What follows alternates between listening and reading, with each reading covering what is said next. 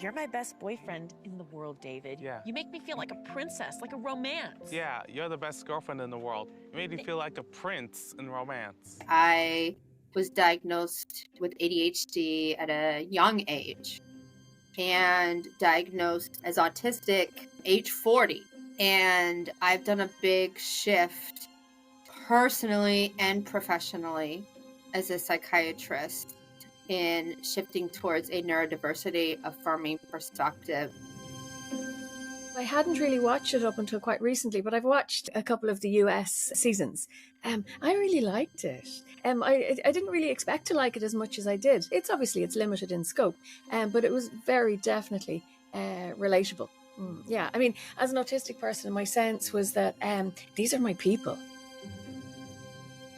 I think that there's a lot of misunderstandings of autism.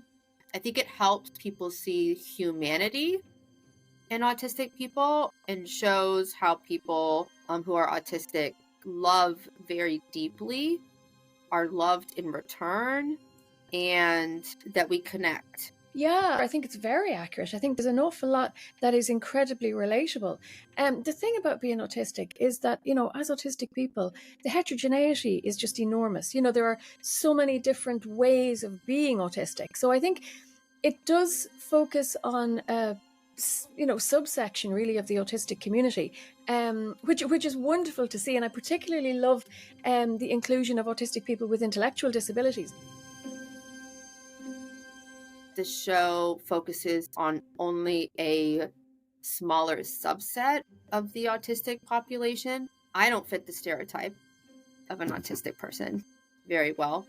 Well, I think that contributes to people missing diagnoses of autism. I don't fit the stereotyped model of an autistic person who doesn't make eye contact, who's extremely socially awkward, who lives with their parents and needs someone to kind of coach them through social interactions. That's really a small subset of autistic people. It definitely leaves out high masking people, for example, high masking autistic people. I didn't really feel myself represented. And I would have loved to have seen some autistic parents, maybe some autistic professionals also represented.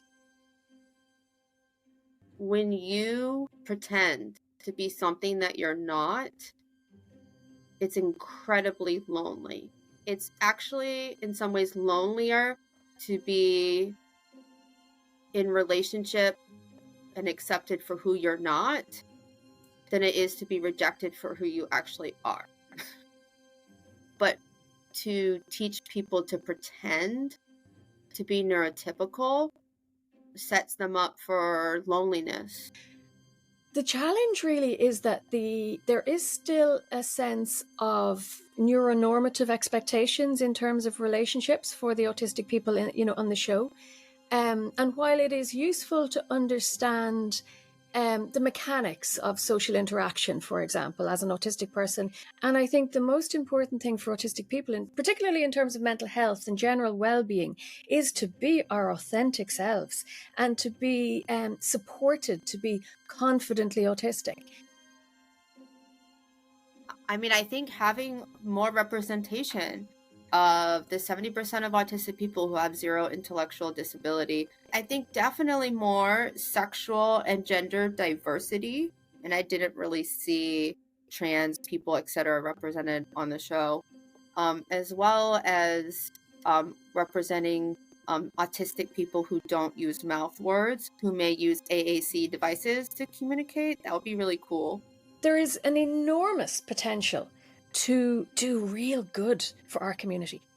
I think the show has an enormous responsibility and an ethical responsibility to take this seriously and to perpetuate the reality of what it means to be autistic rather than the myths and misconceptions.